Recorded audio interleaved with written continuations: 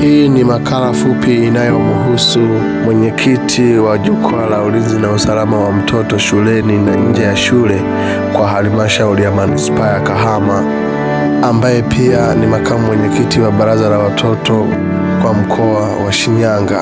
Yohana James Kifaru amekuwa mjumbe wa Baraza la Watoto kwa Jamhuri ya Muungano wa Tanzania. Kwa mwaka 2025 amefanikiwa kufika katika maeneo yapatayo 7 kwa ajili ya kutoa elimu hii ya ulinzi na usalama wa mtoto. Kwanza kabisa alifanikiwa kushiriki katika maadhimisho ya siku ya mtoto wa Afrika iliyofanyika mnamo tarehe 17 ya mwaka 2025 katika chuo cha ustawi na maendeleo ya jamii jijini Dar es Salaam. Aliwakilisha vyema manispaa ya Kahama pamoja na mkoa wake wa Shinyanga. 2.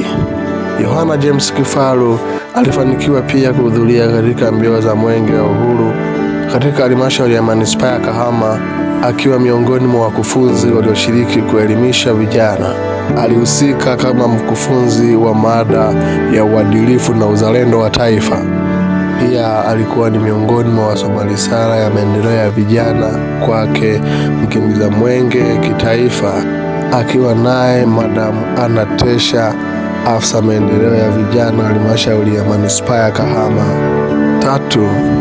Alifanikiwa kufika katika shule ya msingi za Ugomela na kutoa elimu hii juu ya ulinzi na usalama wa mtoto awapo shuleni na nje ya shule. 4. Yohana James Kifaru alifanikiwa kufika katika shule ya sekondari Sunuka katika mahafali yake ya kidato cha 4 na kuzungumza na wazazi pamoja na watoto juu ya haki na wajibu wa mtoto pamoja na wajibu wa jamii katika kutekeleza na kuzilinda haki za mtoto. 5. Alifanikiwa kufika katika shule ya msingi Wigehe inayopatikana katika kata ya Zongomera halmashauri ya manispaa ya Kahama mkoani Shinyanga na kuzungumza na walimu wa pale pamoja na wanafunzi wanaosoma katika shule ile, akitoa mbinu za namna ya kukabiliana na matukio ya ukatili pale watoto wanapoona dalili ya kufanyiwa ukatili. 6. Siku ya kufunga shule ya tarehe 5 ya mwezi Disemba mwaka 2025 alifanikiwa kufika katika shule ya msingi Seke na kuzungumza na walimu wa pale pamoja na wanafunzi wanaosoma katika shule hiyo, akisisitiza watoto waweze kujilinda hususan katika kipindi hiki kigumu cha likizo, maana dunia imeharibika. 7. Yohana James Kifaru, mwenyekiti wa Jukwaa la Ulinzi na Usalama wa Mtoto nje na ndani ya shule kwa halmashauri ya manispaa ya Kahama, alifanikiwa kufunga mwaka akihitimisha ziara yake ya mwisho redioni katika redio ya Gold FM, mada kuu ikiwa ni ulinzi wa mtoto dhidi ya ukatili.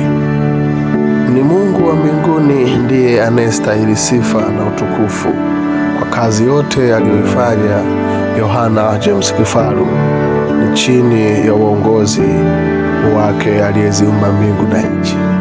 Hayo ni maneno anayopenda kuyatanguliza katika hotuba zake, akikazia na kauli mbiu yake ya kwamba mtoto ni rasilimali yenye faida, hivyo usinibake, usinilawiti, maana mtoto ni rasilimali yenye faida.